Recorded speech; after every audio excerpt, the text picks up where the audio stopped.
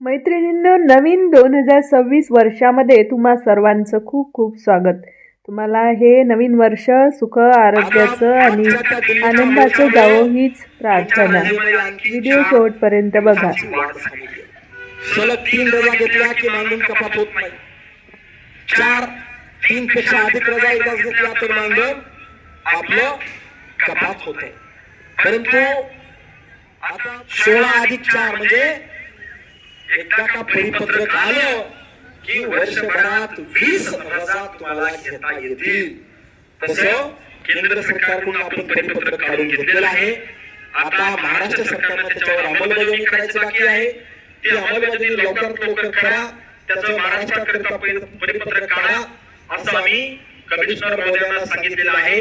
त्याचं सुद्धा परिपत्रक आता लवकर निघेल आणि हे परिपत्रक आलं की तिथून पुढे म्हणजे साधारणतः 1 एप्रिल 2026 पासून तुम्हाला वर्षात हक्काच्या 20 रजा घेता येतील, यात काही शंका नाही।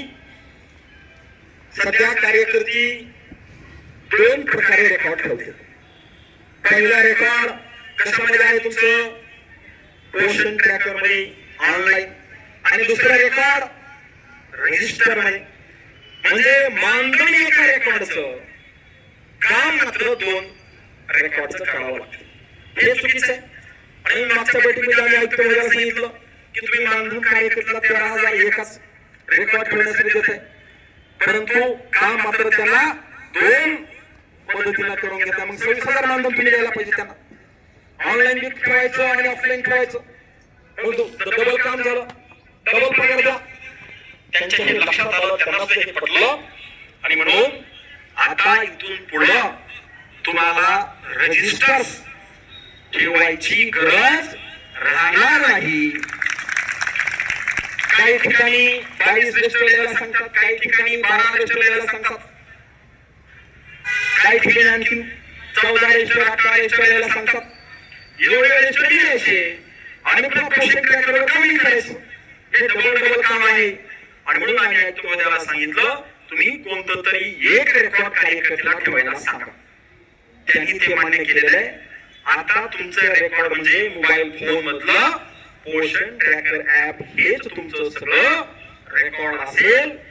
फक्त महत्वाचे 3 रजिस्टर्स तुम्हाला ठेवायचे आहेत। ते 3 रजिस्टर कोणते ठेवायचे आहेत त्याचं परिपत्रक निघणार आहे, आणि ते एका परिपत्रक निघालं की तिथून पुढं रजिस्टर लिहायचं तुमचं बंद होईल। फक्त त्यांनी सांगितले 3 रजिस्टर्स आपल्याला लिहायचे आहेत, बाकीचे रजिस्टर्स आपण खरेदीही करायचे नाहीत आणि लिहायचेही नाहीत।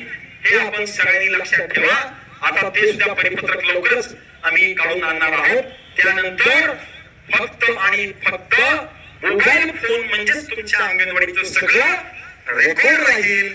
आणि एकदा का पोषण ट्रॅकर मोबाईल फोनवर तुमचं सगळं सरकारनं परमिशन दिली, हे तुमचं रेकॉर्ड ठेवायचं नाही म्हटलं की माहितीचा अधिकार टाकणाऱ्याला निश्चितपणे चूक बसेल।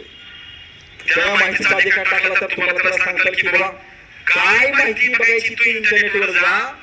मैत्रिणींनो, व्हिडिओ तुम्हाला नक्कीच आवडला असेल तर लाईक, शेअर आणि सबस्क्राईब करायला विसरू नका। लवकरच भेटूया पुन्हा नवीन माहितीसह नवीन व्हिडिओमध्ये। तोपर्यंत आनंदी राहा आणि शिकत राहा।